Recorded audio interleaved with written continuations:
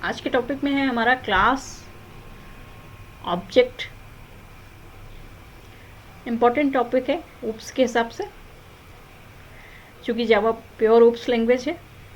Class एक user defined data type होता है, इसको हम टेम्पलेट भी कह सकते हैं। इसमें हम वेरिएबल और मेथड को असाइन करते हैं या डिक्लेयर करते हैं। यहाँ पर मैंने 2 वेरिएबल डिक्लेयर किए हैं।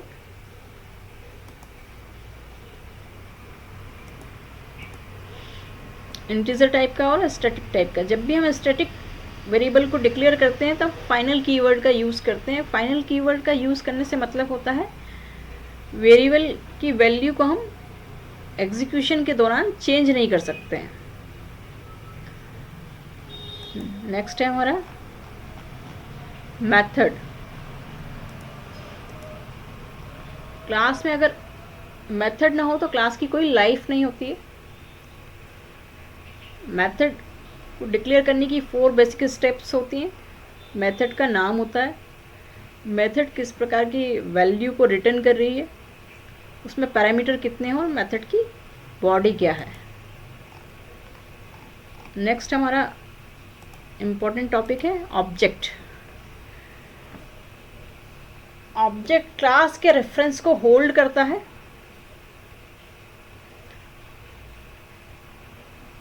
ऑब्जेक्ट को डिक्लेयर ऐसे किया जाता है, मान लीजिए रेक्टेंगल हमारा एक क्लास है, उसकी हम ऑब्जेक्ट बनाएंगे रेक्ट 1 करके, और इंस्टेंशिएट करने के लिए हमें न्यू कीवर्ड का यूज़ करना रहता है।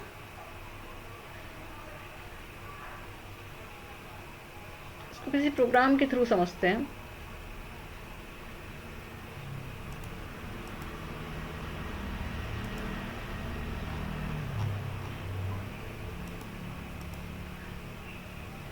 ये क्लास है एक एरिया नाम के, इसमें हमने 2 इंटीजर टाइप के वेरिएबल लिए हैं। हमने मेथड बनाई है एरिया नाम की और इसमें 2 पैरामीटर पास कर दिए और इन पैरामीटर को हम इनिशियलाइज कर रहे हैं।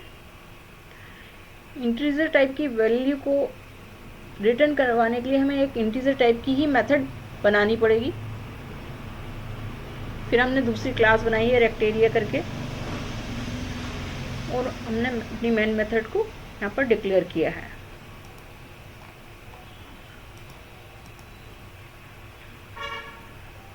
हमारी जो क्लास है एरिया, उसका हमने ऑब्जेक्ट बनाया, उसमें 2 पैरामीटर पास करवा दिए हैं। ऑब्जेक्ट को इंस्टेंशिएट करने के लिए हमें इंस्टेंट वेरिएबल बनाना पड़ेगा। हमने सी नाम का एक इंस्टेंट वेरिएबल बनाया है और वेरिएबल को हमने प्रिंट करा लिया है।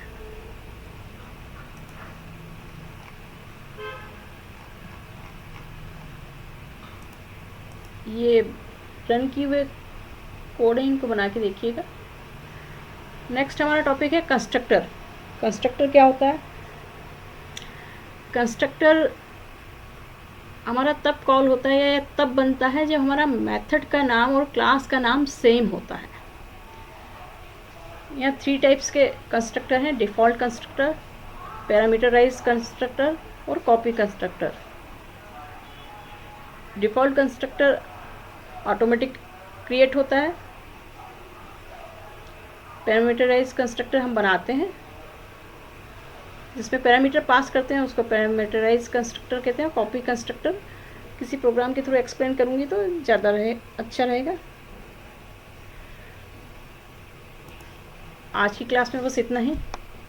Thank you. Please like and subscribe my channel.